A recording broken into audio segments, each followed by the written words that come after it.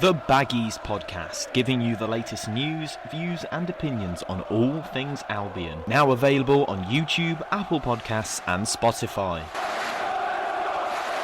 Hello and welcome to the Baggies Podcast. It's episode 18 and of course we're going to be giving you the latest news, views and opinions on all things Albion. It's currently the international break, so a bit of a break from fixtures regarding West Bromwich Albion. However, still some international players to keep an eye on what they've been doing for their country over the course of the last week and over the next few days or so, where there are still international fixtures going on. We're going to take a bit of a look back only for about a month or two ago when the season started, and we're going to see how our season's gone so far. We're also going to check out the Man United game next week. We're going to see how we might get on against them. Of course, you guys have been getting involved on Twitter, giving us your thoughts on the season so far and what might be to come. So, without further ado, if you enjoy this podcast, make sure you drop a nice like or a subscribe onto the podcast. And make sure that you're always interacting with our Twitter, which is at the Baggies Pod. Remember, your answers could feature in the next episode of the Baggies Podcast. So without further ado, let's get straight into this episode. It's episode 18. Let's go. The Baggies Podcast, giving you the latest news, views and opinions on all things Albion. Now available on YouTube, Apple Podcasts and Spotify. Another thing I forgot to mention in the introduction is I've also set a poll out on Twitter at the start of this episode, so by the end we'll see hopefully the results, and it is, are West Brom going to stay at this season? So that's the question I've asked you guys on Twitter for a vote, and you guys have been voting on that, and you'll be voting throughout the episode and whilst I'm recording, and that'll be the very last thing we do today. So we'll see what the results are of that. So I guess we'll start with how our players have been getting on over the international break. It's not quite over yet, as you'll be listening to this on Monday. I'm recording on Sunday, so there might be a few caps tonight, but there were a few over the course of the past week or so. So the first one we're going to talk about is probably one that a lot of you will be aware of. A lot of my fans of the podcast and a lot of listeners are from England, so the likelihood is you all have been watching the England game or you'd have heard about the England game. But we played Ireland in the England game the other day. It was a 3-0 victory for England, and Dara O'Shea came on to make, I think that was his second Republic of Ireland cap. Came on after about 18 minutes, I think it was, or something.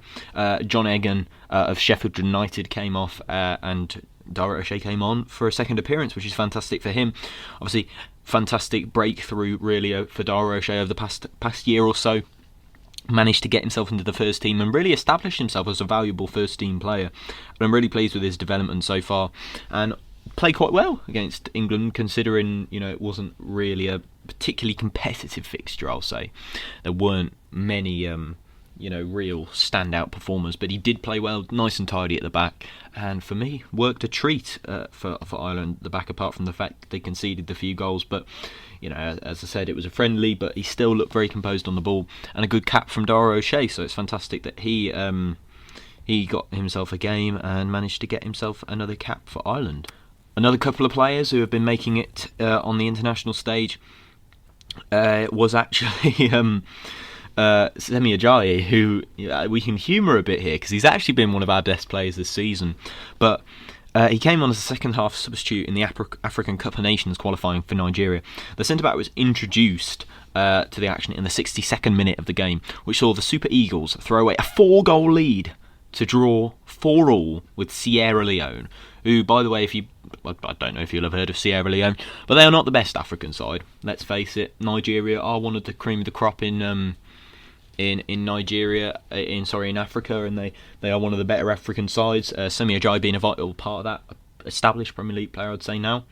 Now he's been doing well in the Premier League, but yeah, he came on in the second half to try and shore up the back line, and it ended up making things, well, I wouldn't say, maybe I didn't watch the game, could have made things directly worse, but yeah, they conceded 4 goals and after being 4-0 up, so not very good for Semi Ajayi and not so good for Nigeria, who threw away a 4-0 lead there.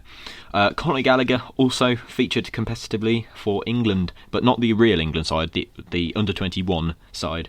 They can secure a comfortable 3-1 victory over Andorra over at the Dingle Stadium in the European Under-21 Championship qualifying.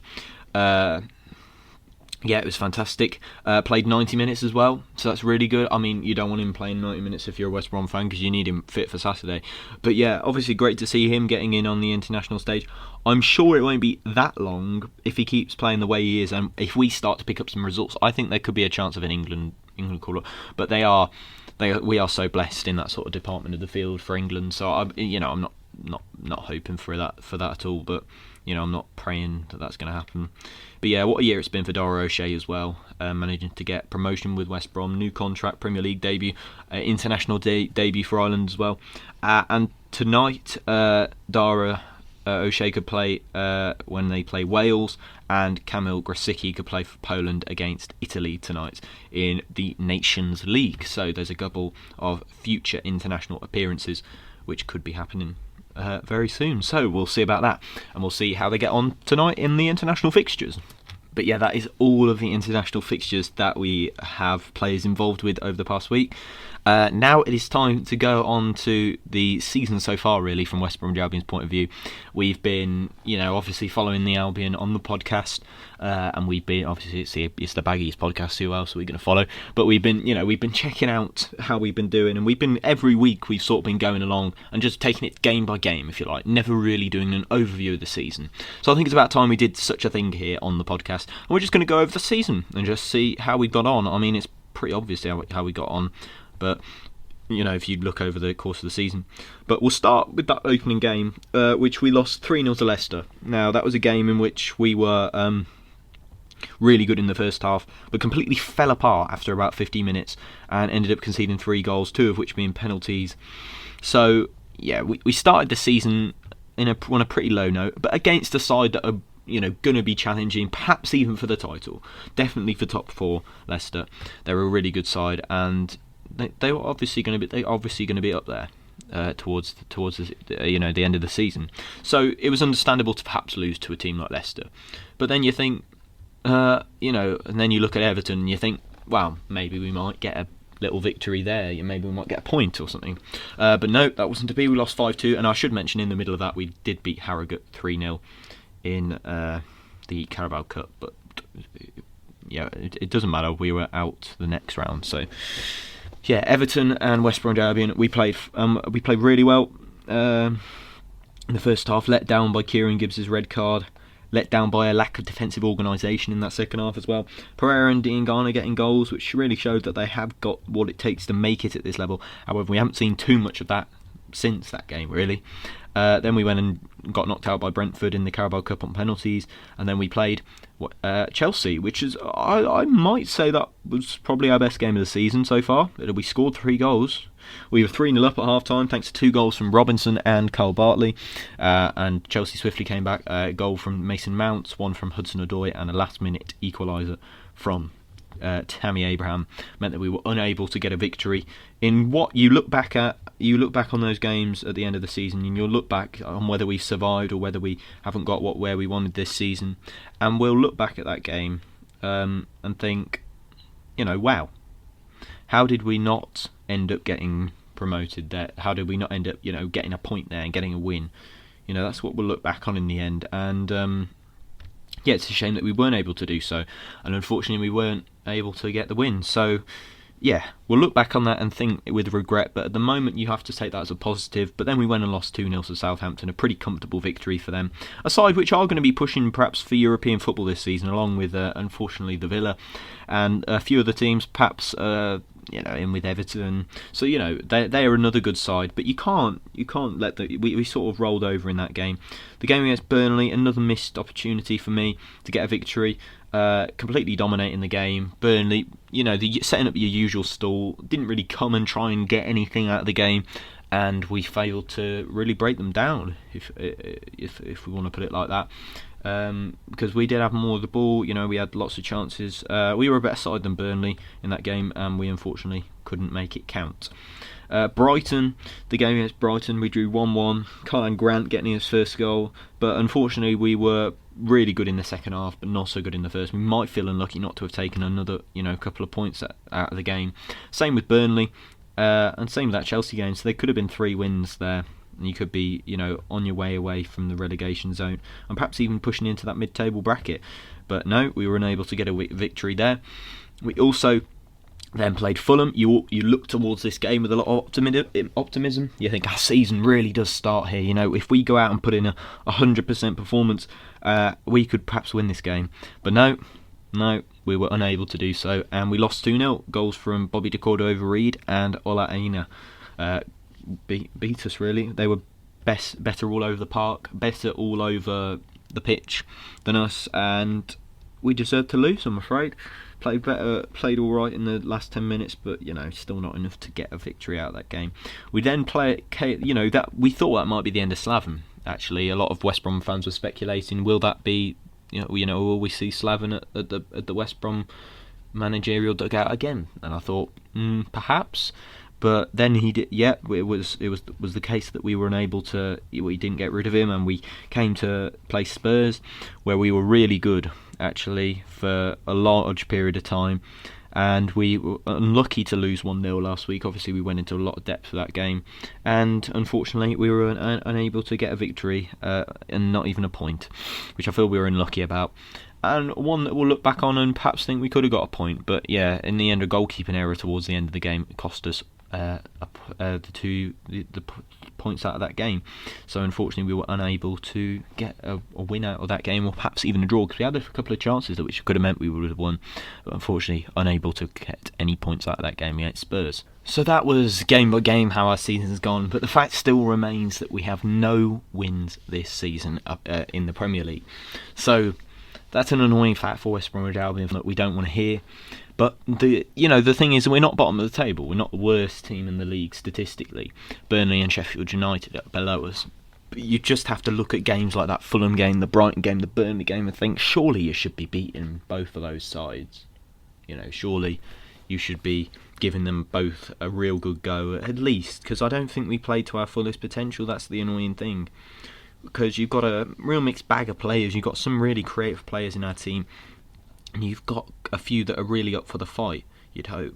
So you have to look at them and think, are we putting in the best shift that we can? And in some of those games you have to say, no, we haven't. So in that case you have to say, why haven't we? Is it the manager? Is it the board? Is it the players in themselves? And you have to say, you don't know. You don't really know. I have to say, against Fulham, it was a poor tactical performance from Slaven Bilic. I have to say the team he put out was not probably the best one he could have put out. We came off the end of that Brighton game with a really positive outlook, because we thought, wow, we just really battered this Brighton side in the second half. Let's, why shouldn't we keep it how it is and keep it, for the Fulham game, because we ended up with Edwards on the pitch and he played really well. We ended up with who else played well in that game? I can't quite remember, but there was another player who I'm going to have to search this up quickly because I can't quite remember. Who else was on at the end of the game? It was a Robinson as well. Robinson and Edwards played really well together. So you have to look at those games and think, where could we got a point from? But moving on to the next game, and that is Manchester United. And now Manchester United have had a very up and down season. They're now a mid-table side. They're 14th in the league, just 1 point, same level on points with Leeds, and 7 points away from the relegation zone. They've lost. They lost to Arsenal. They lost to Istanbul Başakşehir in the Champions League, which you'd probably say is the biggest scalp out of their performances this season. Maybe the 6-1 to Tottenham, or the 3-1 to Palace. But then they went and beat Everton in their last match. Now, I have a little sneaky feeling that if we are going to win a game this season, it might be where it's completely unexpected. Thought it could be last week at Spurs, but I feel like it could perhaps come into play against Man United. I feel like this could be the chance to get a victory. You play your stuff, you play like you did at Spurs. I don't quite think they've got the quality of Spurs in the attacking region. They haven't really got a striker. Martial still hasn't had a shot on target since I'm sure you'll have all seen things on Twitter about that. So you feel like if there is going to be a scalp or a win from West Brom, you feel like it could come against Manchester United. We do have a history of getting some good results at against Manchester United. Sorry, we tend to do quite well, when we play them at home and both away. If you look at the last 5 meetings they do that, it looks all right for us, really. I feel like we've done quite well in the past against Man United. My favourite ever game was against Manchester United. So you have to feel like, well, they've won 8. We draw the previous 16 matches. 8 Man United wins, 4 draws and 4 West Brom wins. My personal favourite game I've ever witnessed was the one against Sir Alex Ferguson in his final game in charge, where we drew 5-5. That was my personal favourite. Really enjoyed that game. One of my favourite ever games I've seen at the Hawthorns. But this is away at Man United. Now, we have our history of winning away at Man United, actually. We did beat them when Morgan Malfitano scored that wonderful goal. I can't remember how long ago exactly. That was in 2013 or 2012, is that? Yeah, I think so. So, yeah, we had that game where we played really well, and we beat them there. So we got some hope about winning. We have some hope about winning against Manchester United, and I really do hope it is the start, because we've had the international break now. Players have had time to settle in, and hopefully it'll work out all right for us. It's now time to hear what you guys have been saying on Twitter about the season so far. So the questions we asked you are: number 1, sum up our season in a sentence. Number 2, who's been your player of the season so far. Number 3, a score prediction for Manchester United. And number 4, is Bilic the man for the job? Paul Garbett says it was a disappointing start to the season overall, but some performances may suggest that we are open to improvement. He thinks Semi Ajayi should be the player of the season so far. He will be brave and go for a surprising 2-1 Baggies win. I'm with you on that one, Paul. I'm going to have to say a 2-1 Baggies win as well. Not sure that we gain anything from changing manager at the moment, so he'll say yes, he is the man for the job. I'll agree with Paul on all of those points so far. Our friend Tim has been messaging in on Twitter as well. He says the season has been as difficult as expected. Semi Ajayi is his player of the season. He thinks 1-1, as long as we sit back, United can't unlock a defence for Toffee. I'll agree with that. I think if we stay compact like we did against Spurs, I don't think Man United have the attacking power. He thinks Bilic has earned the right to manage his team in the league. Time to back him up. I absolutely agree. Last season, a fantastic job from him in a 2-year project. To do it in 1 is a fantastic achievement from Slaven. So I feel like if anyone's earned the right to manage in the Premier League, I think it is him. So let's see what you guys have been saying on Twitter. The final results for the poll are in, and it has ended. 64% say no, West Brom will not stay up this season. Okay, so most of that will be West Brom fans because it's using the hashtag WBA, and 36% saying yes, we will stay up. I'm on the fence. At the moment I can't see it, but I feel like if we replicate some of the performances, some of the halves of performances that we've given out over the past few weeks, I feel like that it could be the case that we might win. Not win, but stay up, and we might win some games. But so I'm on the fence at the moment. I can't actually tell you whether we will stay up, but I'm on the fence. If we keep the results going that we have, then we won't stay up at all. If we keep the performances going and get some results from those performances, I feel like we might have a chance of staying up. So that is the result of the poll, and that is the thoughts. Thank you to Tim and Paul for getting involved in the Baggies podcast for this week, of course. So yes, thank you for you two for getting involved. As always fantastic. And I've just seen that Dara O'Shea is starting against Wales in the Nations League, as we've been talking on the podcast. That has been happening in the background, so fantastic for Dara O'Shea. He'll start in 8 minutes time, 8 minutes to 5 this is at the moment. So he's going to be playing in that game. So it's fantastic to see him getting a debut, and I hope he does well, and wish him all the best, Dara O'Shea.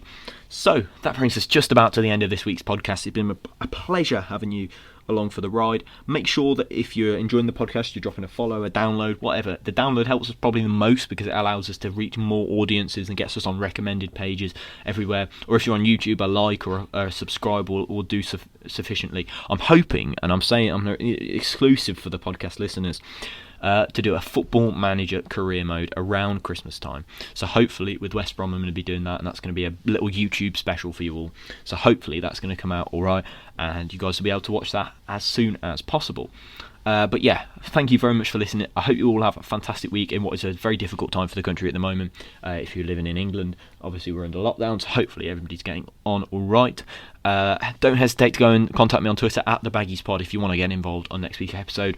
Keep an eye out for those sort of question tweets where you guys can get your answers in, because your answers could be in with next week's podcast. So without further ado, it's been a pleasure having you along for the ride. Have a fantastic week, Baggies fans, and I'll see you next time. Goodbye.